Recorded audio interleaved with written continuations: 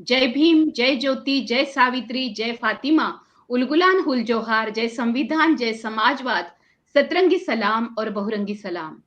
आज बहुत दिनों बाद मैं the Lata PM show series दृष्टिकोण और बहुजन संसद को लेकर साथ में आई हुई हूँ और हमेशा की तरह आपका एक परिचित चेहरा तो यहाँ है ही, जो हमेशा जुड़ते हैं और मेरे आरंभिक काल में भी उन्होंने काफी जो the Lata PM show series Bhoomi Kanya को एक बहुत ही महत्वपूर्ण शो अपना दिया था, वो था सावित्री, लोकशास्त्र सावित्री को लेकर। तो मैं बहुत बहुत स्वागत करती हूँ मंजुल भारद्वाज जी का और बहुत बहुत स्वागत करती हूँ हिंदी के ख्यातनाम पत्रकार और साहित्यिक संजय कुंदन जी का। तो आज हमारे स्टूडियो में वो आए हैं और बात ये है कि स्वागत तो कर रही हूँ, लेकिन ऐसे मौके पे कर रही हूँ जहाँ काफी सारे लोगों को आदरांजलि और लाल सलाम कहने का वक्त आया है। आज बहुत ही बुरी खबर है, हमारे बहुत बड़े आदर्श जिनको मैं मानती थी कि मैं मानती ही नहीं थी कि राजनीति में ऐसे कोई उत्तुंग और उत्कट नेता हो सकते हैं। वे थे शेतकरी कामगार पक्ष के एनडी पाटिल। आज उनका निधन हुआ और उनको मैं आदरांजलि और लाल सलाम कहती हूँ। हमारे साथ जो बिल्कुल आपके भी बहुत करीबी घनिष्ठ रहे होंगे, कमाल खान जी को मैंने आज हमारे प्रोग्राम में मैं आदरांजलि अर्पित करती हूँ। बहुत सारे साथी हैं जो गुजर गए और उनके बारे में काफी कहना है, तो अलग अलग प्रोग्राम में बात करूंगी। लेकिन आज और एक जो बहुत महत्व का दिन है, वो है रोहित वेमुला का स्मृति दिन। और रोहित की और मेरी जान पहचान हुई थी जब मैं Hyderabad Tata institute of social sciences में थी और उन्होंने मुझे सावित्रीबाई फुले जयंती पर दोनता प्रशांत और रोहित ने आमंत्रित किया था। उस समय मुझे नहीं पता था कि मुझे लेकर, मुझे पहुंचाने वाला, मुझे साथ देने वाला, मुझे सवाल पूछने वाला ये साथी कुछ दिनों बाद गुजर जाएगा, क्रांति की आगाज देकर, और लोगों के मन में अपनी ऐसी छवि बनाकर जाएगा, क्योंकि उस दिन भी अमिट छवि बन गई थी वो उसकी मेरे दिमाग में भी, और लगातार जो सवाल वो मुझे पूछ रहा था उसको लेकर। तो रोहित वेमुला ने जिस आंधी को, जिस तूफान को जन्म दिया, वो 2016 में से लेकर आज 2022 तक हम देख रहे हैं, वो आंधी फैल गई। वो आंधी थी युवाओं के आंदोलन की।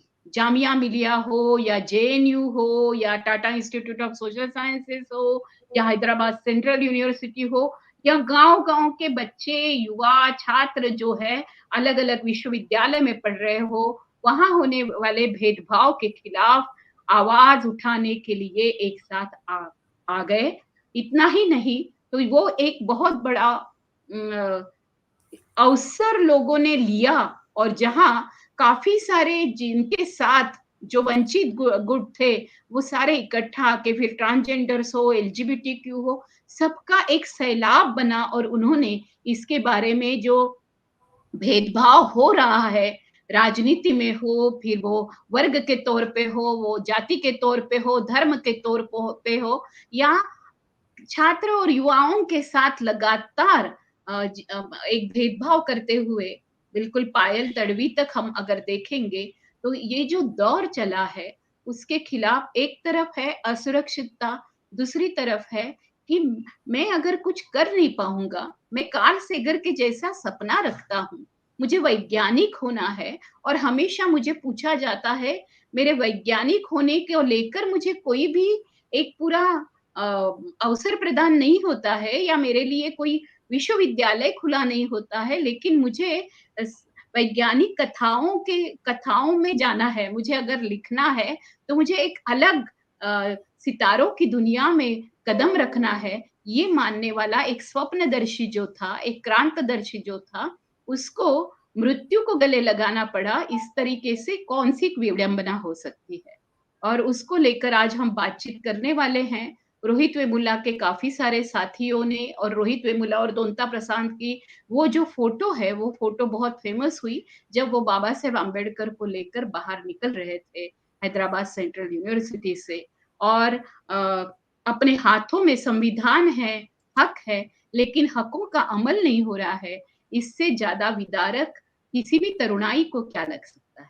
तो ये जो तरुणाई है, जो विफलता भी महसूस कर रही है, लेकिन विफलता के लिए उन्होंने संघर्ष नहीं छोड़ा था, और संघर्ष का जो आगाज़ किया, जो चिंगारी लगाई, उसको लेकर मैंने कहा वो जो आँधी उठी, वो आँधी हर एक जगह पर उठी, और फिर कन्हैया हो, शहला रशीद हो, या उमार हो, या जिस तरीके से पूरा, या फिर हम नताशा नरवाल देखेंगे, या फिर दिशा देखेंगे, सारे लोगों ने एक तरफ से, हम इकबाल आसिफ देखेंगे, इन लोगों ने जो ये मशालें हाथों में ली, वो फिर पिंजरा तोड़ की थी, मुक्ति के लिए थी, और इस अभियान को लेकर उन्होंने आगे बढ़ना शुरू किया।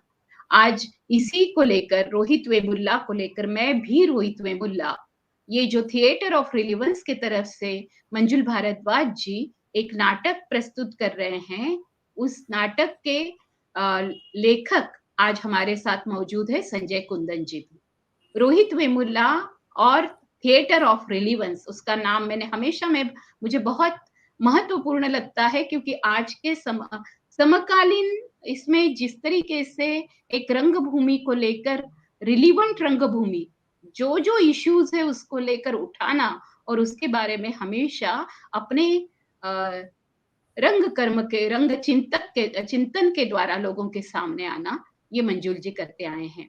और संजय कुंदन जी के इस नाटक को उन्होंने क्यों लिया, ये भी हम जानना चाहेंगे। हालांकि संजय कुंदन जी एक बड़े पत्रकार भी है, और जैसे कि पटना यूनिवर्सिटी से उन्होंने हिंदी में एमए करने के बाद उन्होंने उनका एक अभी वाम प्रकाशन भी है, और वो मंजुल जी की भाषा में अगर कहूंगी तो वो क्या नहीं है, कवि भी है, और अभी तो नाटककार भी है, बड़े साहित्यिक और पत्रकार भी है। तो मंजुल जी, आज मेरे लिए बहुत ऐसा मौका है कि रोहित के बारे में दो बड़े, एक रंग चिंतक और एक पत्रकार होने के नाते पूरे राजनीति और छात्रों के बारे में भी एक अलग तरीके से विचार मंथन करने वाले दोनों विद्वान मेरे साथ जुड़े हुए हैं। तो मंजुल जी, मैं आपके पास आती हूँ, आप मुझे बताइए कि मैं रोहित वेमुल्ला, इसके पास आप कैसे पहुंचे। हालांकि लोकशास्त्र सावित्री, सम्राट अशोक को लेकर बातचीत हो ही रही थी, हम लोग वो सारे शोज को देख ही रहे थे, कि अचानक आपने अपना पूरा जो सम्राट अशोक वाला एक पूरा आविष्कार और जो आविर्भाव था, वो बदलकर एक बहुत संवेदनशील और स्वप्नदर्शी और क्रांतदर्शी युवा के रोल में प्रस्तुत किया। मंजुल भारद्वाज। नमस्कार साथियों, और सबको बहुत अभिवादन। और आपने बड़े एक फेरिस्त आज गिनवाई है, उन सबको नमन और संघर्ष को सलाम।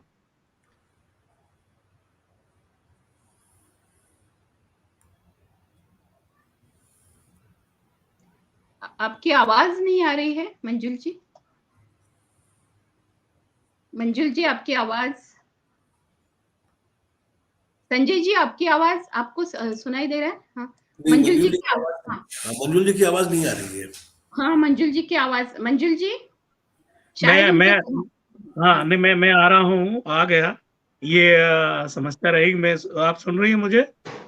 हाँ, बिल्कुल सही। हाँ, हाँ, बिल्कुल सुन रही हूँ। हाँ, तो जैसे लोक शास्त्र में आपको ये पता था कि हमें अपने उन नायकों को जो कहीं अलग अलग तरीके से पॉलिटिकली अप्रोप्रिएशन जिनका कर लिया गया है, उनको जनमानस में कहाँ है वो, वहां से शुरू हुआ। और वो भी इसी संघर्ष में दोनों ने, सावित्रीबाई फुले ने और महात्मा फुले ने, जातिवाद के खिलाफ, या मैं कहूँ सही शब्द मनुस्मृति के खिलाफ या वर्णवाद के खिलाफ जो अपना जीवन लगा दिया था। और मुझे लगता है कि जहां से संविधान की मिट्टी तैयार हुई, उस मिट्टी को लेकर के फिर आगे काम हुआ।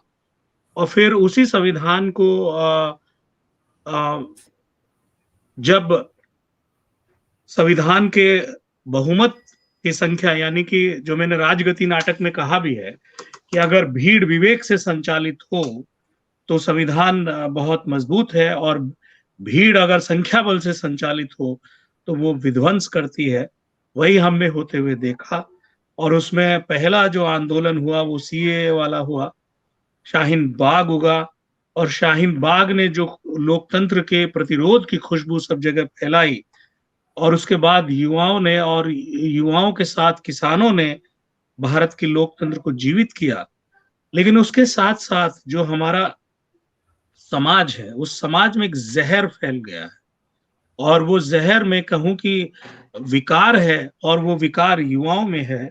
और युवाओं के साथ जब हमने अशोक को, कि हमारे बहुत सारे प्रगतिशील साथी जो है वो क्या नाम है, तर्क नहीं दे पा रहे थे कि सर्वधर्म समभाव या धर्मनिरपेक्षता कहाँ का तत्व है, क्योंकि दक्षिण पंथियों ने या विकारवादियों ने या संघियों ने उनको लपेट लिया कि तो विदेशी है, और वो मार्क्स के आगे जा नहीं पाए। उनकी दिक्कत ये हो गई, उन्होंने समाजवाद को भी, जो जन कल्याण है, वो भी मार्क्सवाद तक ही सीमित कर दिया। इसीलिए हमने सम्राट अशोक को उठाया कि नाटक सम्राट अशोक जो है वो धनंजय कुमार ने इतना बढ़िया लिखा है कि उन्होंने वहां बैठ करके कि किस तरह से जो सत्ता लोलुप या रक्त स्नान करने वाला एक शासक किस तरह से जब कलिंग के रक्तपात को देखता है, उस भूमि में अपने आप को ढूंढता है, टूटता है, और अपने मन की बात जब सुनता है, फिर बौद्ध धर्म अपनाकर कैसे वो जन कल्याण की एक नीति अपनाता है। ये सबसे बड़ी बात है जो हमारे संविधान के निर्माताओं ने ली। जो हमारे संविधान की आत्मा एक है कि जन कल्याण ही किसी सरकार का ध्येय है, और दूसरा सर्वधर्म समभाव। और उस वक्त भी आप देखिए कि वहां हिंदू, अब संघी तो हिंदू मुसलमान का अभ्यास करते हैं ना, उनकी दृष्टि इसके आगे है नहीं, और वो भी हिटलर के अनुयायी हैं, विदेशी उसको लेकर के चलते हैं।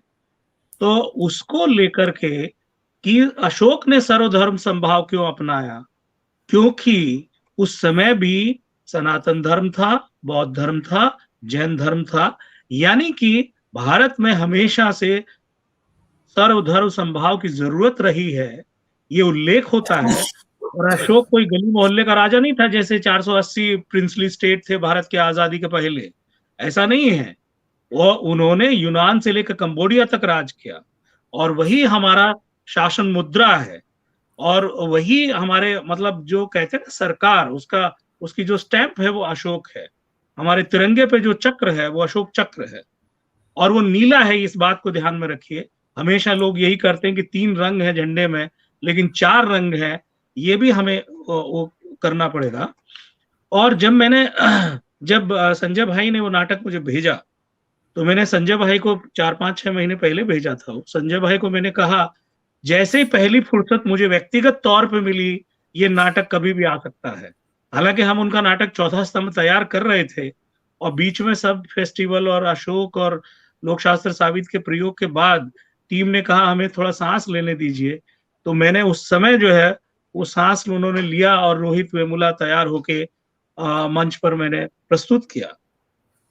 रोहित वेमुला उस कड़ी को आगे बढ़ाता है जिन कड़ियों का आपने नाम लिया, कि एक 26 साल का नौजवान कैसे फांसीवादी सरकार के खिलाफ, मंत्री के खिलाफ, प्रधानमंत्री के खिलाफ लड़ता हुआ खड़ा होता है, और फाइनली ये दुखद है कि वो विवश होता है अपनी जान देने के लिए। लेकिन उस बात को भाई संजय कुंदन ने बहुत बढ़िया से नाटक के रूप में लिखा है, शब्दबद्ध किया है। यहां मैं एक बात कह दूं कि जो नाटक का शीर्षक है, मैं भी रोहित वेमुला, वही रोहित वेमुला की शहादत को अमर करता है कि ये आग केवल उसमें नहीं है, ये आग उन सारे युवाओं में है। दूसरी वजह जो है वो ये नाटक करने की ये भी है कि बहुत शानदार तरीके से संजय कुंदन ने इस नाटक को कैंपस थिएटर की तरफ ध्यान दिलाया सबका। आपको पता है कि जेएनयू के माध्यम से सरकार ने या रोहित वेमुला के माध्यम से कैंपस जो है विश्वविद्यालयों को की कमर तोड़ने की बात की, और उसके पहले से हिंदी साहित्य सोया हुआ है, या मराठी साहित्य भी कोई, या जितना भी साहित्य है वो सोया हुआ है। उसने कैंपस थिएटर को या कैंपस की तरफ से बहुत ज्यादा नहीं लिखा। कैंपस जब मैं बात कर रहा हूँ तो विश्वविद्यालयों की बात कर रहा हूँ। और मैंने ये कहा संजय भाई से कि इतना खूबसूरत आपने ये नाटक लिखा है कि कोई भी रंगकर्मी इसको जहां चाहे वहां कर सकता है। और खास करके जो कैंपस थिएटर है, जो संघर्षशील थिएटर है, जो अपने बनने का थिएटर है, जो विश्वविद्यालय का थिएटर है, और युवा जो भारत की युवा किसी भी समाज की जो जान होते हैं या प्रगतिशीलता का परचम फहराने वाले होते हैं, वो इसमें वो बात है। तीसरा पक्ष है कि इस नाटक के जरिए संजय कुंदन ने किसी भी जड़ता को, मूढ़ता को नहीं छोड़ा है। चाहे वो ठेकेदारी करने वाले दलित राजनीतिक पार्टियां हों, चाहे वो अपने आप को बौद्धिक समझने वाले प्रोफेसर हों, चाहे वो अपने आप को किसी भी तरह से क्रांति के झंडे फहराने वाले हमेशा वामपंथी हों, एक तटस्थ भूमिका लेते हुए, वो तटस्थ जब मैं कहता हूं संविधान सम्मत भूमिका लेते हुए, जैसे हमारी टीम के लोगों ने कहा कि सर बहुत बड़ा एक कैरेक्टर जो है वो क्या नाम है आपने निभाया है। अक्सर क्या होते हैं कि इस तरह से दलित शोषित या तो जान दे देते हैं या फिर वो हथियार उठाने लगते हैं। लेकिन संजय कुंदन ने जो कैरेक्टर रोहित सिंह का जो चरित्र रचा है, वो इसी व्यवस्था से लड़ते हुए अपने न्याय और प्रतिरोध और हक की मांग करता है। और चौथी बात जो है ये कहता है कि सबसे बड़ा जो है वो जड़ों में जाना चाहिए। रोहित सिंह मतलब नाटककार संजय कुंदन अपने पात्र को से बुलवाते हैं कि मुझे अपने लोगों को सशक्त करना है, उनमें आत्मबल जगाना है, उनमें हीन भावना को दूर करना है, और इसके लिए मुझे जड़ों में जाना होगा। और इसी वजह से हमने नाटककार की बात को हूबहू अमल में लाते हुए 4 जनवरी 2022 को यूसुफ मेयर अली सेंटर की बाकुटी में इस नाटक का मंचन किया। और उस मंचन में बहुत खास बात ये थी लता कि आदिवासी बच्चे थे, दलित बच्चे थे, महिला थी, शिक्षक थे और सामाजिक कार्यकर्ता। ये इसलिए कहना जरूरी है कि अक्सर नाटककार लिख देते हैं कि लेकिन रंगकर्मी उसको एक नुमाइश की तरह से पेश करके अपने उससे दूर हो जाते हैं। दूसरा उसमें खास बात यह है कि मैंने राजनीतिक मैसेज दिया है उन तमाम लोगों के लिए जो कहीं ना कहीं साजिश का शिकार हुए। और ये मैं कह रहा हूं कि गांधी को संविधान के संघर्ष, आजादी के संघर्ष से हम भूल नहीं सकते। और गांधी यानी कि बाकुटी के परकोटे से अंबेडकर निकलता है, या संविधान सम्मत अपनी बात को रखने के लिए, जड़ों तक पहुंचने के लिए रोहित सिंह शपथ लेता है कि मैं अपना जीवन समर्पित कर दूंगा ऐसी व्यवस्था के निर्माण में जहां किसी रोहित वेमुला को खुदकुशी ना करनी पड़े। ये उसके सपने ना टूटे। इस शपथ के साथ वो जो बिंब हमने उपयोग किया है कि जो गांधी वर्सेस अंबेडकर या अंबेडकर वर्सेस गांधी, ये नहीं है, ये रिले रेस के सिपाही हैं जो हमेशा से एक दूसरे को कॉम्प्लीमेंट करते हैं। अंतर विरोध रहे हैं और रहेंगे क्योंकि भारत विविध है और विविधता को अपनाना आसान नहीं होता है। और मैं एक बात ये भी कहूंगा कि संविधान सभा को संविधान पेश करते हुए, ड्राफ्ट को पेश करते हुए बाबा साहब ने भी वही बात कही थी जिसको बहुत सारे हार्डकोर अम्बेडकराइट भूल जाते हैं। उन्होंने कहा था कि अगर इसको अमल में लाने वाले व्यक्ति विवेकशील होंगे तो संविधान मजबूत होगा, और इसको अमल में लाने वाले विवेक शून्य होंगे तो संविधान निरर्थक साबित होगा। और ये विवेक की बात गांधी की है कि गांधी ने सत्य, अहिंसा, समग्र दृष्टि और निर्णय में हमेशा विवेक की बात की, और अंबेडकर ने उसी विवेक की बात की जब संविधान के अमल में लाने की बात हुई। और इसी बात को हाँ, मैं आपको यहाँ थोड़ा रोकती हूँ क्योंकि ये जो आप कह रहे हैं वो भाष्य कर रहे हो, और भाष्य करना और एक रंगचिंतक ने नाटक के द्वारा जो लेखक ने लिखा है उसको प्रस्तुत करना, ये दोनों एक दूसरे के साथ ही एक कॉइन के दो बाजुएं हैं। लेकिन इसके बावजूद भी भाष्य के ऊपर हम आते हैं।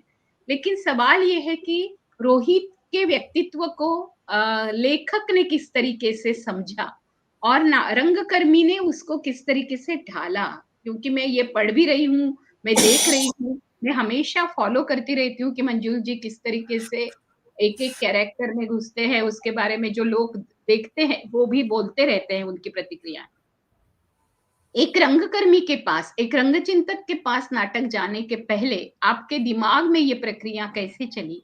रोहित को लेकर संजय कुंदन जी, आप एक नाटककार के रूप में क्यों आए? कथाएँ कम पड़ रही थी, साहित्य कम पड़ रहा था, पत्रकारिता कम पड़ रही थी। क्या था इस माध्यम में कि जिसके ज़रिए आप लोगों के पास पहुँचे? देखिए, एक तो ये बात ये है कि नाटक मैंने पहले भी लिखे थे। ऐसा नहीं था कि नाटक मैंने लिखा नहीं है, नाटक पहले भी लिखा था। लेकिन बाद में ये कहिए कि मैं रम गया बहुत सी चीज़ों में। कविता और कहानी में ज़्यादा रमता गया।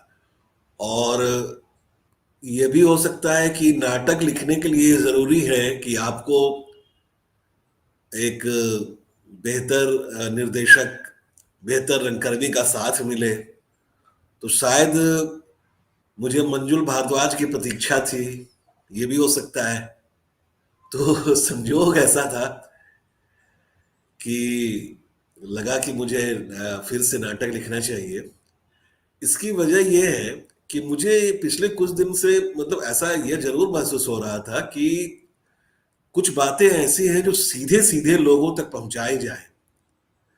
जो लेखन है, चाहे वो कविता कहानी या इस तरह से जो साहित्यिक लेखन है, वह लेखन कई वजहों से, हालांकि वो एक बहस का विषय है, लंबे बहस का विषय है, उसमें मैं नहीं जाना चाहता हूँ। वह काफी हद तक उसका एक तरह से मध्यवर्गीयकरण हो गया है लेखन का। यानी कि वो चीजें एक खास दायरे में सीमित होकर रह जा रही हैं। सीधे सीधे जनता से बहुत ज्यादा जुड़कर लिखने की जो प्रवृत्ति है या वैसा लेखन है, यह अवसर मिल नहीं पा रहा है। तो मुझे लगा कि नाटक अभी भी एक ऐसा माध्यम है जो मेरी बात को जल्दी पहुंचाएगा।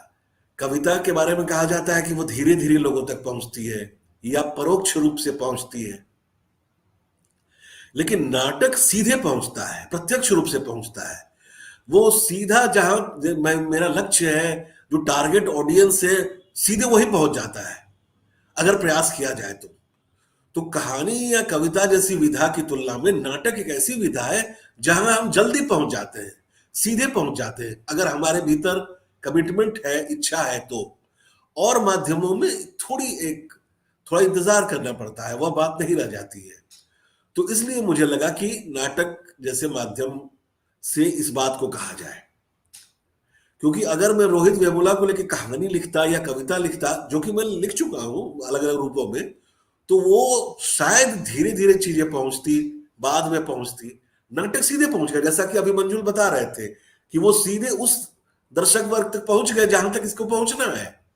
मेरी कहानी पहुंचती कि नहीं पहुंचती मैं आश्वस्त नहीं हूं, कविता पहुंचती कि नहीं पहुंचती मैं उस तरह से उतना आश्वस्त नहीं हूं। मेरी अपनी सीमाएं हैं लेखन की भी, और एक लेखक के रूप में जो जीवन जी रहा हूं उसकी भी अपनी सीमाएं हैं। लेकिन नाटक इसका एक तरह से अतिक्रमण करता है। नाटक की यह एक खासियत है कि वह नाटककार से आगे बढ़ जाता है, उसके बाद वो रंगकर्मी के पास जाता है, और रंगकर्मी सीधे दर्शक वर्ग के का ही वही एक हिस्सा होता है, वह उससे जुड़ करके सीधे वहां पहुंचा देता है। तो सीधे अपनी बात को कहने की जो कहीं की इच्छा थी, जो ललक थी, उसने मुझे फिर से नाटक लिखने को प्रेरित किया।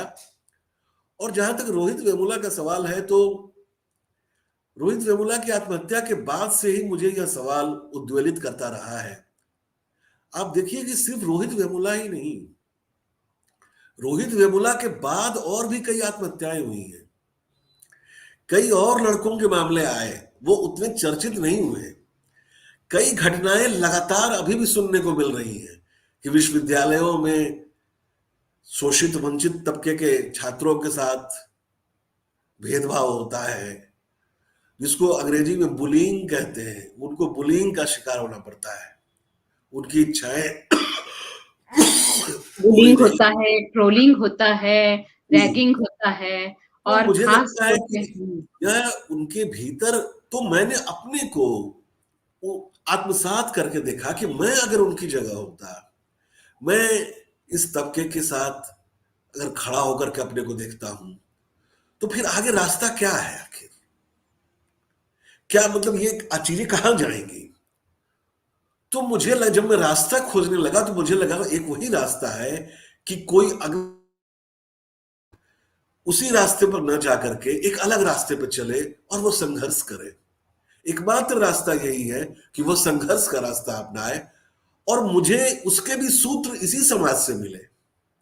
मैं देख रहा हूं कि कई ऐसे लड़के हैं जो लगातार संघर्ष कर रहे हैं और पूरे साहस के साथ वो विरोध कर रहे हैं अपने साथ हो रहे भेदभाव का, और अन्य तबकों के भी लोग इस मुद्दे को लगातार उठा रहे हैं। और रोहित वेमुला ने जो मुद्दे उठाए थे, जो आवाज उठाई थी, उस आवाज को आगे बढ़ा रहे हैं। तो मुझे लगा कि नाटक, मेरा जो नाटक है, उसी आवाज का वाहक बने, वह उसी आवाज को वहां तक ले जाए और बताए कि नहीं, इस व्यवस्था में रहना है, इसमें उम्मीद है, हमें लड़ना है, हमें रास्ता खोजना है। और वो कैसे खोजना है? तो वह जो मेरा चरित्र है, जो रोहित सिंह है, दरअसल मैं भी रोहित वेमुला, यानी वह रोहित सिंह है जो रोहित वेमुला के जगह अपने को देख रहा है। यानी मैं भी देख रहा हूं उस तबके के साथ खड़ा होकर के, एक नाटककार देख रहा है कि मैं भी रोहित वेमुला हूं, लेकिन मेरी लड़ाई इस तरह से होगी, तभी रोहित वेमुला का सपना पूरा हो सकता है। तो यह नाटक दरअसल और एक रास्ते की खोज है।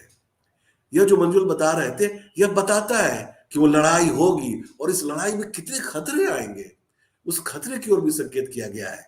लेकिन उम्मीद है, क्योंकि वह संविधान में भरोसा है उसको, और अभी भी यह संविधान में यह थोड़ी उम्मीद की किरण बची हुई है कि वह, उसको न्याय मिलता है और उसे अपने तबके के बीच जाकर के उनको आत्मबल देने का, उनको शिक्षित बनाने का एक अवसर जो है वो उसको मिलता है।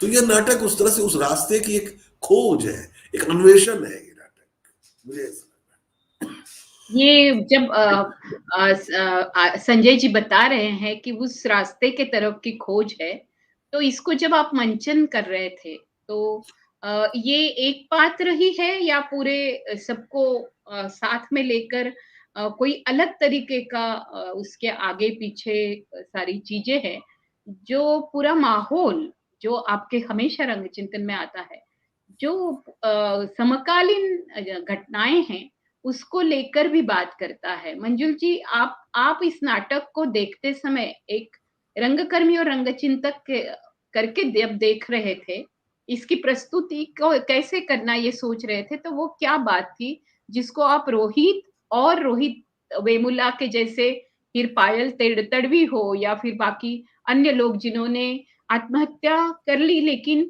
बहुत सारे लोग, जैसे एक मैं अभी पोस्ट पढ़ रही थी, एक लड़का है आकाश कांबळे करके, उसने लिखा कि लोगों ने मुझे कहा कि तुम्हें कहीं भी प्रवेश नहीं मिलेगा, और मुझे तो पीएचडी करनी थी। और फिर उसने बहुत कोशिशें की, हर एक जगह पे, बहुत सारी जगह पे नकार मिला, बड़े-बड़े संस्थाओं में, जैसे बड़े-बड़े सेंट्रल यूनिवर्सिटीज में नकार मिला। लेकिन ये बच्चा कोलंबिया यूनिवर्सिटी के तरफ बढ़ने वाला, उसका एक बहुत ही खूबसूरत उस यूनिवर्सिटी के फोटोज उसने डाले हैं और वो वहां बढ़ चुका है। तो आ, वो जो है कि अब मुझे हारना नहीं है, इन लोगों के आगे मेरे शस्त्र नहीं डालने हैं, और मुझे आगे बढ़ना है, मैं एकलव्य नहीं बनना चाहता, ये वाली बात भी है। लेकिन मुझे रोहित बनाया जाता है, पता नहीं है कि रोहित ने सचमुच आत्महत्या की है या नहीं, क्योंकि मैं उनकी माँ को भी मिल चुकी हूँ, उनके भाई को भी मिल चुकी हूँ, तो मुझे अलग इन इस तरीके की घटनाओं को आपने कैसे देखा मंजू, जब आप नाटक की प्रस्तुति कर रहे दरअसल ये बहुत खूबसूरत तरीके से नाटककार संजय कुंदन ने बुना है। मैं भी रोहित वेमुला। ये मैं में चलता है और मैं कोई भी हो सकता है। वो मैं लता हो सकती है, वो मैं संजय कुंदन हो सकता है, वो मैं मंजुल भारद्वाज हो सकता है, वो मैं कोई भी जो हमारे को देख सुन रहा हो कलाकार हो सकता है। लेकिन वो मैं है और मैं के साथ रोहित वेमुला का संघर्ष चलता है।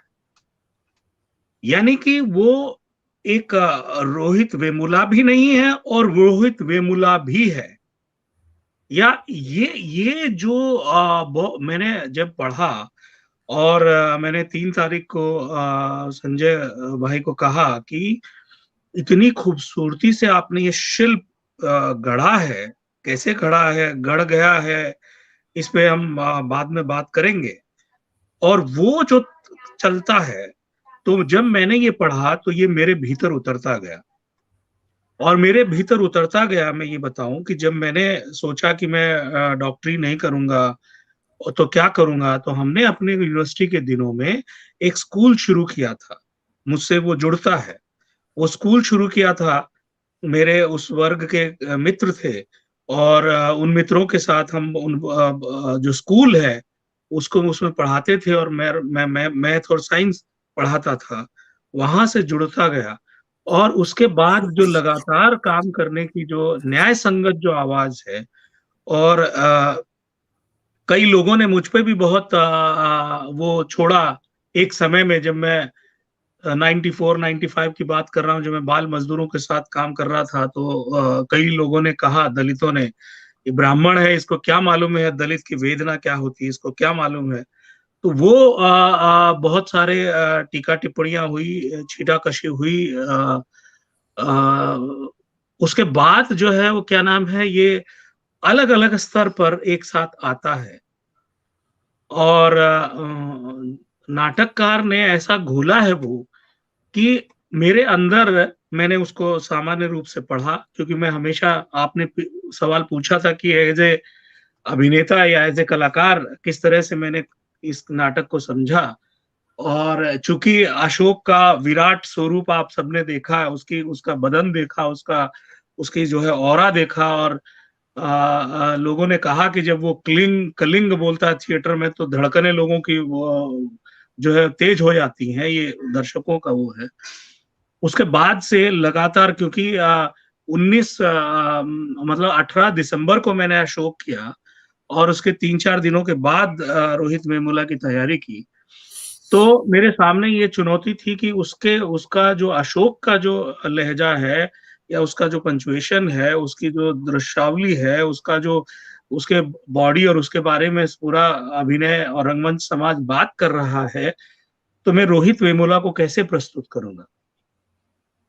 उसके बाद जो है एक पोस्टर डिजाइन हुआ। मैंने अपने टीम के एक साथी को कहा कि वो जेल में बंद है और वो पोस्टर जब मैंने वो किया तो मेरी बेटी जो है रोने लग गई। रात वो गई हुई थी दादाजी के पास, रात को 10 बजे फोन किया, मेरे पापा को किसने जेल में डाल दिया।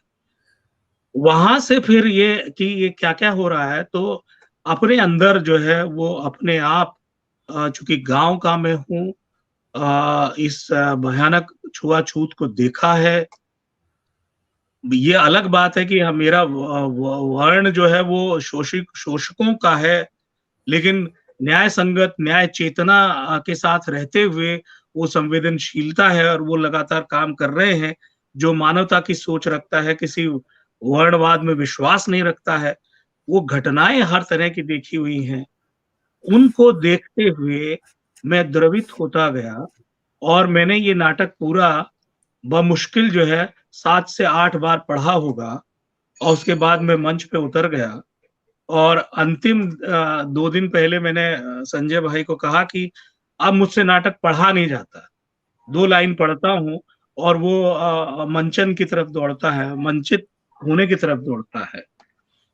और जब ये 4 तारीख को मैं परफॉर्म करने जा रहा था, तब इतना सुंदर जो है उसका वो प्रस्तुति हुई है, इसीलिए नहीं कि मैंने की है, लेकिन इतना उसका प्रभाव रहा है लता, कि वो व्यक्ति जिसने देखा नाटक, दूसरा शो जिसने देखा एक जूनियर कॉलेज में, उसने कहा की मैं लढ रहा हूं समाज से, लेकिन मैं हार रहा था आणि मराठीत बोलला की मी आयुष्य संपवणार होता, पण मी हे नाटक पाहिल्यानंतर आता आयुष्य संपवणार नाही, मी संघर्ष करणार, मी जगणार.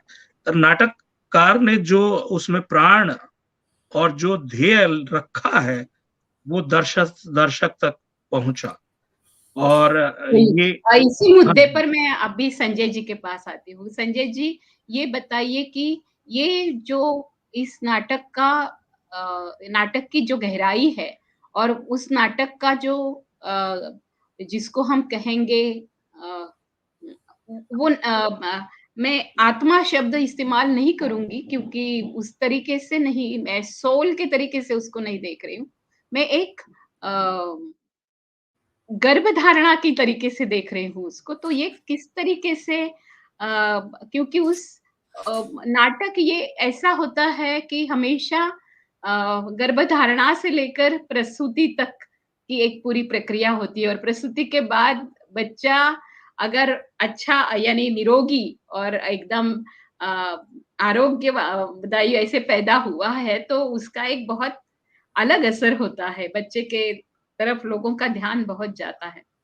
तो इन पूरे प्रक्रियाओं में आपने रोहित वेमुला को कैसे समझा? मुझे ये समझना है कि रोहित वेमुला के बारे में जैसे मंजुल जी ने बताया, आपने बताया, लेकिन रोहित वेमुला के साथ जो-जो घटनाएँ हुई, उनको आपने कैसे समझा और कैसे ढाला इस नाटक? इसकी गर्भधारणा कैसे हुई है? देखिए, ये मेरा मानना है कि नाटक जो है वो एक सामूहिक विधा है. देखिए, कविता लेखन जो है वो एक एकांतिक साधना हो सकती है कि मैं अकेले में सोचता हूं, कोई विचार मेरे मन में आया और मैंने उसको लिख लिया. नाटक जो है वह नाटककार के मन में जन्म जरूर लेता है, लेकिन उसका जो रूपाकार है वो असल विकसित होता है कई चरणों में जाकर के. वो उसके बाद वो निर्देशक है, निर्देशक अपने कलाकारों से बात करता है, कलाकार फिर अपना अनुभव, तो हम सबका अनुभव शामिल होता जाता है. यानी यह एक मतलब मेरे हाथ से निकल जाती है ये चीज, वो निकल के चली गई अब वो. जैसे कि थिएटर ऑफ रेलिवेंस के बारे में ये कहते हैं कि जनता भी उसका एक हिस्सा है. तो इस नाटक की जो रचना प्रक्रिया है, मूल अवतरण से लेकर प्रस्तुति तक, तो उसमें नाटककार से लेकर दर्शक तक शामिल है. तो हर किसी के अनुभव से ये जुड़ता हुआ एक समृद्ध होता जाता है. यह इसको मैं इस रूप में देख रहा हूं कि यह एक संयोग है कि हमारी जो दृष्टि है, मेरी और मंजुल भारद्वाज की सोच कई स्तरों पे बहुत मिलती जुलती है. हमारी जो दृष्टि है समाज को देखने का, जो अनुभव है, जैसे इन्होंने अभी बताया कि ये शोषकों के वर्ण से आते हैं और इन्होंने भी गांव में देखा है. मेरे साथ भी बिल्कुल वही बात है. मैं भी शोषकों के वर्ण से आता हूं, लेकिन मैंने छुआछूत का रूप अपने गांव में देखा है और मैंने उसका विरोध भी किया अपने स्तर पर कि बचपन, चूंकि मैं छोटा था तो शायद उस विरोध को लोगों ने गंभीरता से न लिया हो, ये एक अलग बात है. लेकिन मेरे मन में शुरू से ही छुआछूत के प्रति विद्रोह, विरोध का भाव रहा है और यही विरोध का भाव धीरे धीरे मेरे लेखन में आया है. तो रोहित वेमुला मुझे एक प्रतीक की तरह लगा. मुझे लगा कि यह एक ऐसा चरित्र है जो छुआछूत, भेदभाव, रंगभेद के खिलाफ आवाज का जो प्रतीक हो सकता है वो रोहित वेमुला हो सकता है. इस प्रतीक को लेकर के एक लड़ाई लड़ी जा सकती है. तो सबसे पहले वो लड़ाई नाटककार अपने भीतर लड़ता है. वह अपने भीतर वह जो संघर्ष है जिसको हम आत्मसंघर्ष कहते हैं, तो वह आत्मसंघर्ष के बगैर कोई रचना पूरी नहीं हो सकती है. तो वह आत्मसंघर्ष पहले चलता है, फिर वो कागज पे उतरता है, फिर उसको निर्देशक उस आत्मसंघर्ष को अपना आत्मसंघर्ष कितना ज्यादा से ज्यादा बना पाता है, इसमें नाटक की सफलता निर्भर करती है. हो सकता है इस नाटक को कोई और निर्देशक करे तो वो उसको हो सकता है दूसरा रूप भी दे सकता है, या इतनी शिद्दत के साथ वो उसको लाएगा इसकी कोई गारंटी नहीं है. ये मैं हमेशा कहता हूं कि नाटककार का आत्मसंघर्ष और निर्देशक का आत्मसंघर्ष या कलाकारों का आत्मसंघर्ष मिलता जब नहीं है, जितना ज्यादा मिलता है, कितना घुलता मिलता है, मतलब जैसे आम भाषा में कहें कि उनकी केमिस्ट्री कितनी मिलती है, तो ये जितना मिलेगा वो उतना प्रभावी ढंग से वो बात संप्रेषित होगी। तो यह रोहित वेमुला, मैं भी रोहित वेमुला नाटक का यह मैं कहूंगा कि यह सौभाग्य है कि हमारा अनुभव और थिएटर ऑफ रेलिवेंस के लोगों का अनुभव, मंजुल भारद्वाज का अनुभव मिल रहा है। दूसरी बात यह है कि मेरे सामने शिल्प को लेकर के एक बात बिल्कुल स्पष्ट है कि मैं जो दूसरे नाटककार हैं या जो दूसरे रंगकर्मी हैं, जो एक नाटक को एक सजावटी कला के रूप में देखते हैं, जो एक कलात्मक, जो जिसको उसको क्या कहें, जो कि बहुत ही भव्यता में इसको एक भव्य कला का रूप देना जानते हैं, उसको वो भव्यता में देखते हैं। तो मैं नाटक को भव्यता में नहीं देखता, मैं उसको एक आम जीवन के ही सौंदर्य में देखता हूं। हमारा जीवन जितना बदसूरत है उतना ही बदसूरत, उतना ही सरल, उतना ही साधारण और उतना ही सुंदर। यानी जो हमारा जीवन है, जो हमारा रोजमर्रा का जीवन है, आम जीवन है, आम जनता का जो जीवन है, उसके कितना करीब हो नाटक, और ज्यादा से ज्यादा सरल हो, वो अलंकृत ना हो, उसमें कम से कम अलंकरण हो। तो जब हम शोषित वंचित तबके की बात कर रहे हैं, उसके साथ हम उस तक अपनी बात पहुंचाना चाहते हैं, तो हमें अपना नाटक का शिल्प, उसकी संरचना भी उतनी ही सरल और साधारण रखनी होगी। इसलिए यह नाटक मैंने ऐसे शिल्प में लिखा जो कहीं भी मंचित हो सकता है। यह नाटक जैसे उन्होंने कर दिखाया इसको कि बिल्कुल जाकर के एक साधारण जगह, कॉलेज में किया, स्कूल में किया, ये सामान्य सड़क पे खड़े होकर यह नाटक किया जा सकता है। इसमें मिनिमम, मतलब कि बिना किसी थिएट्रिकल डिवाइस के नाटक किया जा सकता है। मुझे इस बार ये एक बात मुझे आपको पूछनी थी, आपको थोड़ा सा बीच में ये करती हूँ, क्योंकि हम लोग सभी, जैसे मैं आंदोलनों से ही जुड़ी हूँ, हमने देखा कि आज दलित रंगमंच भी बहुत सशक्तता से खड़ा हुआ है, दलित विमर्श आया है, दलित मीडिया आया है, और दलित बहुजनों के का माध्यम जो है वो भी इस तरीके के बिना संसाधनों के अपने आप में आया है। स्ट्रीट थिएटर जिसको हम कहते हैं कि सड़क रंगभूमि या सड़क नाट्य या रास्तों के ऊपर किए गए नाट्य या आंदोलनों के नाट्य हमेशा इसी तरीके से प्रायोगिक रहे हैं। इतना ही नहीं तो हम लोग जिस काल में जिए हैं और हमने देखा है कि फिल्म में भी इस तरीके से समांतर रंगभूमि के जैसे ही समांतर सिनेमा आया, और उसने भी एक पूरा प्रयोग करते हुए दिखाया कि बहुत ज्यादा भव्यता से नहीं तो जो हमें पहुंचाना है उस विषय को बहुत सादगी से भी पहुंचाया जा सकता है, जो सचमुच है वो ही पहुंचाने की जरूरत है। तो मुझे लगता है कि उसी धारा को लेकर आप आगे बढ़ते हैं, या आपको उससे भी कुछ अलग, आपका एक अलग अस्तित्व दिखाना है, ऐसा है? क्या लगता है कि उसी धारा से अगर है तो फिर मुझे पता है थिएटर ऑफ रिलीवेंस तो उनके साथ जुड़कर भी बहुत सारे नाटक और ये खेले हैं, और लोकशास्त्र सावित्री को भी उन्होंने उसी तरीके से पहुंचाया भी है। लेकिन एक लेखक होने के नाते और वाम प्रकाशन के भी होने के नाते आप इन सारी धाराओं से कैसे जुड़ाव रखते हैं, केवल कलाकृति के तौर पे नहीं, विषय वस्तु के तौर पे, रोहित वेमुला के तौर पे, ये मुझे पूछना था। बिल्कुल, चूंकि मेरे लिए जो है, देखिए एक बात स्पष्ट है कि मैं अपने को मानता हूं कि मैं एक एक्टिविस्ट हूं बेसिकली, मतलब मैं एक राजनीतिक, सामाजिक, सांस्कृतिक कार्यकर्ता हूं, और इस लड़ाई में साहित्य, कला मेरे लिए माध्यम है।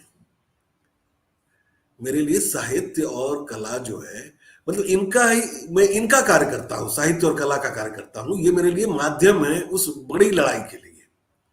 यह मतलब बुनियादी मेरे सामने स्पष्ट है। मैं अगर कविता भी लिखता हूं तो कई बार आपको लगेगा कि पता नहीं ये कैसी कविता है, तो कविता है ही नहीं, इसमें कविता क्या है। मैं बात वहां पहुंचाने के लिए यह मेरी प्राथमिकता होती है, लेकिन मैं कला का निषेध नहीं करता हूं। कला जो है वो हमारे भीतर है, हर आदमी के भीतर है। आप देखिए कि एक साधारण आदमी, एक बहुत ही कम पढ़ा लिखा आदमी भी कभी कभी बहुत अच्छा भी नहीं करता है। वो अपनी बात को बड़े सुंदर ढंग से आपको बताएगा, वो एक अलग मुद्रा में बात करेगा, उसको पता नहीं है कि वो आपको क्या कर रहा है, लेकिन आपको उसको देख के अच्छा लगेगा। हमारे भीतर निहित है कला, हमारे भीतर ही, मतलब उसके लिए अलग से उसको धारण करने की जरूरत नहीं है। आम आदमी और आम जीवन में जो कला है, मैं उसी कला को अपनाने की बात करता हूं। मैं कला का बहिष्कार नहीं करता हूं, लेकिन वही कला जो मनुष्य के बिल्कुल स्वाभाविक सहज रूप में उसके जीवन के साथ है। तो मेरी कविताएं भी अगर आप देखेंगी तो वो बिल्कुल वही भाषा होती है जो आम जनजीवन में भाषा हम इस्तेमाल करते हैं। उसी भाषा में, उस भाषा में भी खेल होता है, और वो खेल वैसे ही होता है जैसे लोग करते हैं। आप देखिए कई लोग मैं यहाँ मैं मंजुल जी के पास आती हूँ। मंजुल जी, आप इस नाटक के बिल्कुल संजय जी जो कह रहे हैं उसकी प्रस्तुति को लेकर कुछ डायलॉग्स जो है, कुछ संवाद जो है, उसके द्वारा अगर दर्शकों के पास पहुंचेंगे तो संजय जी ने जो लिखा है वो, और मंचन के साथ आपने जो किया है वो, उसका कुछ लोगों को एक एहसास होगा कि ये नाटक हमारे लिए रोहित वेमुल्ला के जिंदगी के साथ साथ मेरी जिंदगी जुड़ी हुई है और मुझे आगे लेकर जाना है, और मैं एक केवल दर्शक ही नहीं हूं, इस नाटक का मैं हिस्सा हूं। ये कैसे समझे मंजुल जी? देखिए, बहुत खूबसूरत बात संजय कुंदन के नाटक की है कि वो, जैसे हमारी टीम ने ये डायमेंशन जो है सामने लाया कि वो बोलता है कि मैं 6x6 के इस काल कोठरी में घुट रहा हूं, लेकिन हो सकता है कोई खुले मैदान में मुझसे ज्यादा परेशान हो सकता है कोई पुलिस के मार या दबंगों की मार की वजह से सो ना पा रहा हो सकता है कोई इस बात को लेकर परेशान हो कि कल उसके परिवार का पेट कैसे भरेगा, हो सकता है कोई औरत इज्जत और भूख के बीच झूल रही हो। हमारे बिरादरी के भाई बहनों का जीवन दुश्चिंताओं और यातनाओं से भरा हुआ है। आखिर हमारा कसूर क्या है? दलित होना, अछूत जात में पैदा होना? तो यहाँ इस संवाद से हमारी टीम के सब एक्टर्स ने जब ये नाटक देखा तो उन्होंने खास बात ये की, उन्होंने कहा कि ये 6x6 में केवल रोहित सिंह ही कैद नहीं है, हमारा पूरा भारत देश इस 6x6 के जाति प्रथा, जाति व्यवस्था में कैद है और जिससे मुक्त कराने की जरूरत है। इतना जब मैंने कई संवाद जो है संजय कुंदन भाई को पढ़ के सुनाए कि देखिए आपने क्या लिख दिया, वो लिख दिया, वो रोहित सिंह जो है अदालत में जाता है और देखिए किस तरह से वो जो है जाति व्यवस्था पे प्रहार करता अपने तरीके से। वो बोलता, नमस्कार सर, मैं रोहित सिंह, मेरा नाम रोहित वेमुला भी हो सकता था। रोहित वेमुला ने अपनी जान दे दी, लेकिन मैं जीवित हूं आपके सामने, पता नहीं कब तक जीवित रहूंगा। जज साहब, आपके पिताजी भी जज थे ना?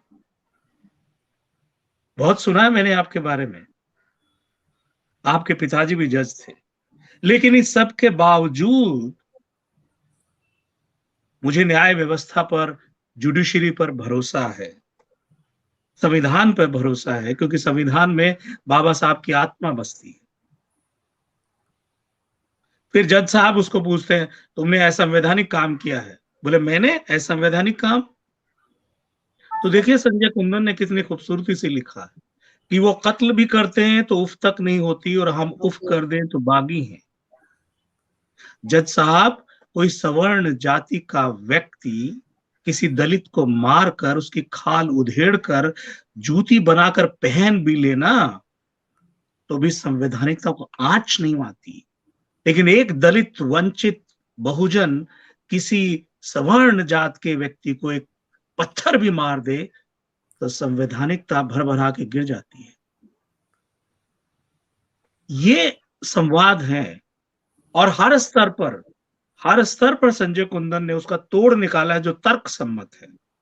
अदालत में जो हमेशा ये कहा जाता है, अरे आरक्षण है ना, अरे तुमको तो पढ़ने लिखने की क्या जरूरत है, वहां भी निकाला है कि भाई सरकारी नौकरियों में अगर बात करें है तो 8.7% जो है,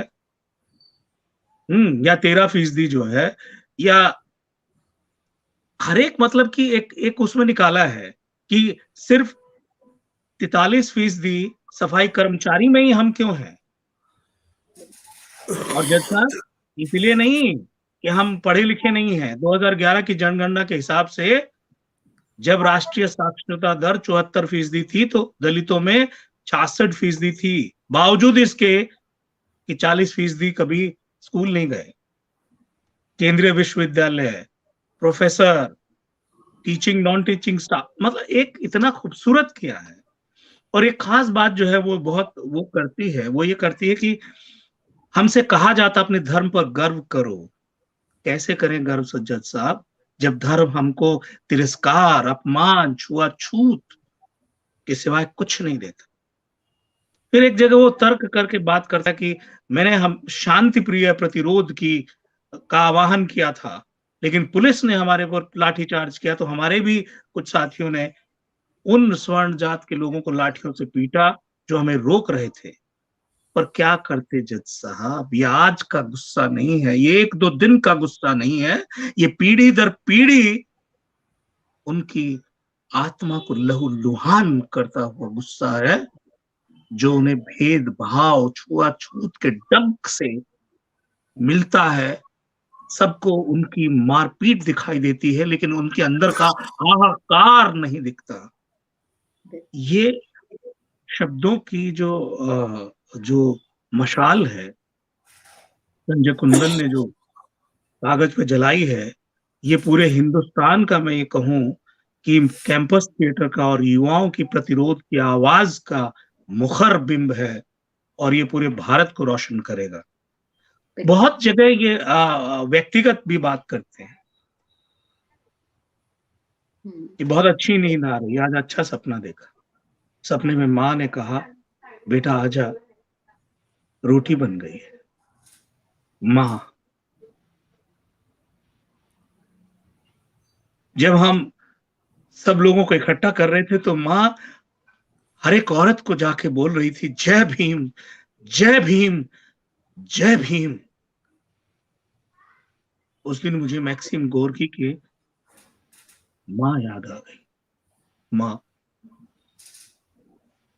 माँ, मुझे तुम पे गर्व है, तो हर जन्म में मेरी माँ बनना। और संदर्भ है कि वो बोलता है कि मेरे पास सीधा सरल रास्ता था कि मैं राजनीति ज्वाइन कर लूं। सेवाराम जी की पार्टी सबसे बड़ी दलित पार्टी है, लेकिन सेवाराम जी की पार्टी और सेवाराम जी के लिए मेरे कई सवाल हैं कि आखिर इतने साल सत्ता में रहते हुए भी हमारे दलित, वंचित, आदिवासी और बहुजनों में वो आत्मविश्वास क्यों नहीं जगा पाए? क्यों बलात्कार करने के बाद जुलूस निकालते हैं और सेवाराम जी एक आवाज नहीं करते? वो ये भी कहता है कि बहुत सारा बहुत सारा गैर दलित वर्ग भी उसके साथ खड़ा है, लेकिन जो दलितों के मसीहा हैं, उन्होंने मीडिया में बयान जारी किया है कि मैं केंद्र सरकार का एजेंट हूं। यहाँ पे कटाक्ष करते हैं बहुत बढ़िया, और ये कहते हैं कि जो राजनीति के में गठबंधन करते हैं ना आप, राजनीतिक गठबंधन करते हैं सत्ता में बैठने के लिए, तो क्या सत्ता आने के बाद सवर्ण जाति के लोग हमसे छुआछूत करना बंद कर देते हैं, हमारे से रोटी बेटी का नाता तय करते हैं?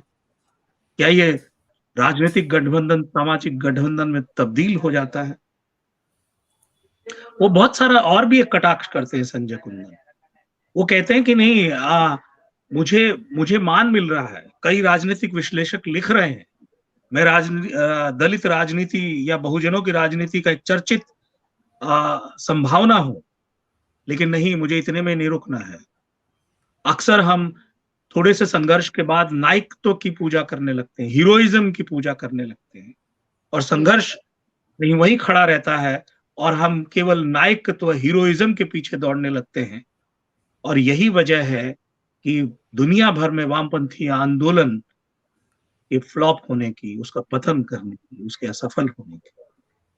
एक और खास बिंब चेतना का एक बात कहता हूं, फिर आपकी बात सुनता हूं। एक संघर्ष का एक बहुत अच्छा बिंब संजय कुंदन रखते हैं, वो रखते हैं कि जन संघर्ष मुझे फुटबॉल का खेल पसंद है। फुटबॉल में हर एक खिलाड़ी के समान स्तर पर होता है, एक खिलाड़ी को दूसरे खिलाड़ी को बॉल पास करना होता है और गोल में बदलना होता है। लेकिन जन संघर्षों में या आम जीवन में होता उल्टा है कि बॉल ज्यादा से ज्यादा लोग अपने पास रखते हैं, इसलिए गोल नहीं हो पाता।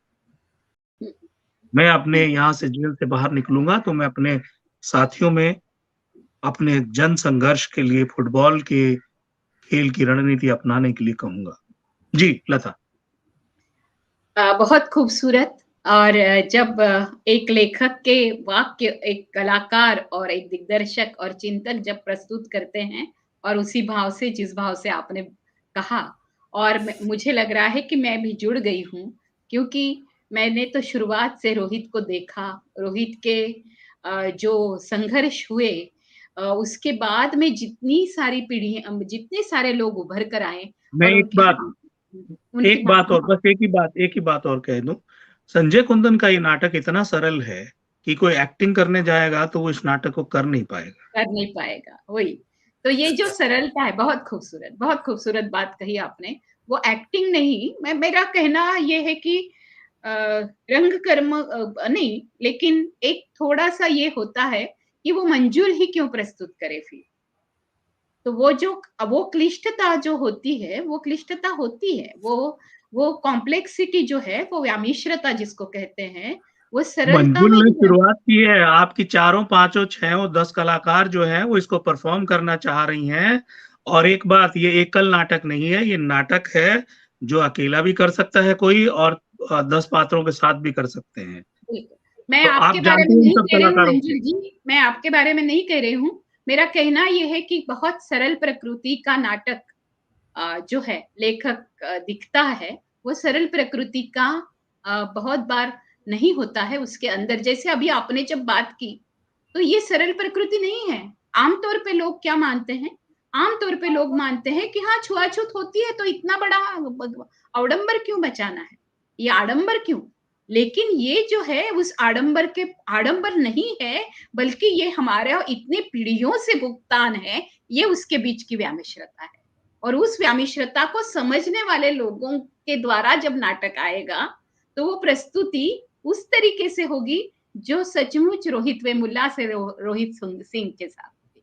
मुझे केवल आखिरी सवाल, क्योंकि अभी 58 मिनट हो गए हैं, और मैं आपको ये भी बता दूं कि ये बिल्कुल ही आपके कार्यक्रम के तुरंत बाद दूसरा जो कार्यक्रम होने वाला है, वो कार्यक्रम मेरी एक जो बहुत करीबी दोस्त बन गई आंदोलनों में। मैंने अभी तक उसको अभी कुछ 3-4 महीने पहले मिली हूं मैं उसे, लेकिन शबरीमला के दरवाजे खटखटाने वाले दलित नारीवादी कार्यकर्ता बिंदु अमीमनी के ऊपर फिर से एक बार 5 जनवरी को हमला हुआ। और जब हमला हुआ तो अब कितनी बार एक पूरे फैनेटिक जो धर्मांध ताकतें हैं उनके ऊपर हमला करते जा रही है, और जो आपने संवाद कहे हैं, वो संवाद है, वही संवाद है जो बिंदु कहती है, या बिंदु के साथ साथ देने वाले इतनी वामपंथी महिलाएं हैं, वो उच्च वर्णीय उच्च जाति से भी आती है, उनके ऊपर इस तरीके के वे भी शबरीमला में घुसी, उनके ऊपर भी हमले हुए, लेकिन दलित महिला का कदम वहां पड़ा, इसको लेकर इतना गुस्सा है अभी भी कि बिंदु के ऊपर और जो भी दलित एक्टिविस्ट है उनके ऊपर लगातार हमले हो रहे हैं। तो रोहित वेमुला की जो कड़ी है, रोहित को लेकर बिंदु अमीमनी तक जुड़ती है, और उसको लेकर आप दोनों भी क्या बात क्योंकि ये शुरू रहेगा, मैं आपको फिर से बुलाऊंगी और ये विमर्श शुरू रहेगा, और जब इनकी 5-6 जो कलाकार है वो करेगी, या मैं खुद भी उनके साथ जुड़ूंगी। लेकिन ये आपको क्या संदेश देना है, और ये संदेश यानी शब्द बहुत क्लीशे लगता है मुझे। ये आपको किस तरीके से बाकी लोगों को सम्मिलित करना है इसमें? तो आप पहले बोलेंगे और फिर मंजूल जी बोलेंगे और फिर हम खत्म करेंगे। आप बिल्कुल 2-2 मिनट में बात रखिएगा। नहीं मतलब वही बात है कि संदेश क्या दिया जाए। एक लेखक तो अपनी बात अपनी रचनाओं के जरिए कहता है। वो यही कह सकता है कि जो संघर्ष कर रहे हैं उसको जारी रखें, हौसला बनाए रखें, क्योंकि संघर्ष से ही रास्ता खुलता है। और जब एक बार आदमी संघर्ष के रास्ते पर निकल पड़ता है तो फिर उसके भीतर से ही एक उसको हौसला मिलता है और उसके साथी भी मिलते हैं। शुरू में थोड़ी दिक्कतें आती हैं, परेशानियां आती हैं, लेकिन मुझे लगता है कि अंततः संघर्ष को जारी रखना ही एकमात्र विकल्प है। यही मुझे लगता है। और मैं क्या कहूँ, मैं उनको अपनी शुभकामनाएं दे सकता हूँ इन सबको, और उनके पक्ष में जितना हो सकता है मैं अपने लेखन के जरिए उनके लिए कर सकता हूँ। यही मेरी संजय जी, आपकी तबीयत बहुत अच्छी से, आप बिल्कुल आपकी सेहत अच्छी रहे और तुरंत खांसी और सर्दी पर आप लोग जुकाम के ऊपर आप काम करें।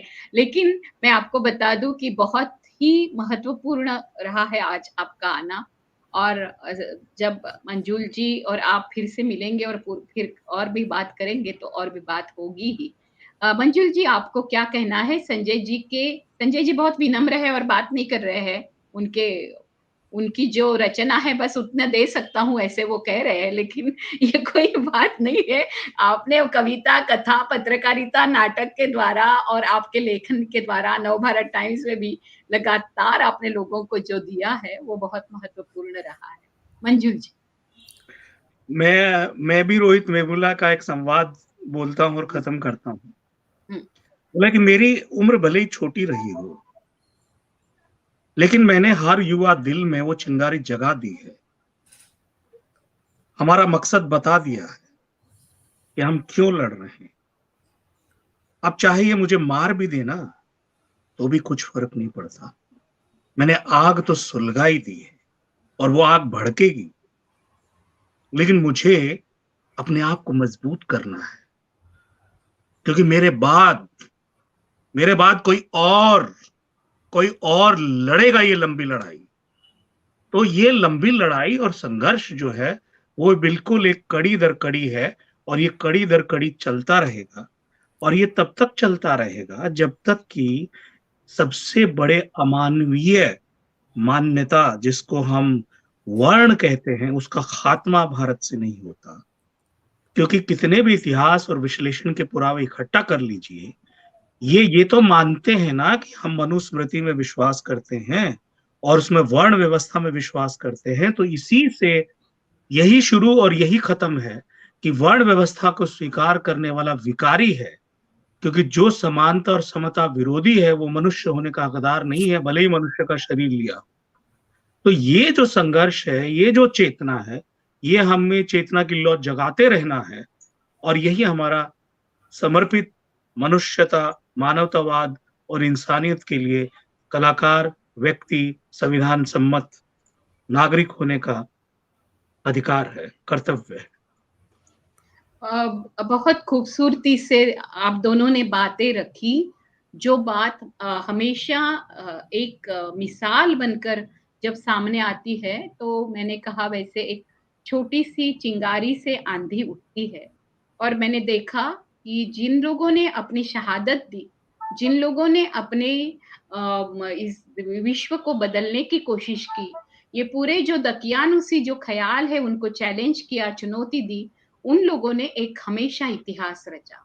और वो इतिहास के नायक नायिका हमारे हमेशा लेखन के बिंदु रहे हैं।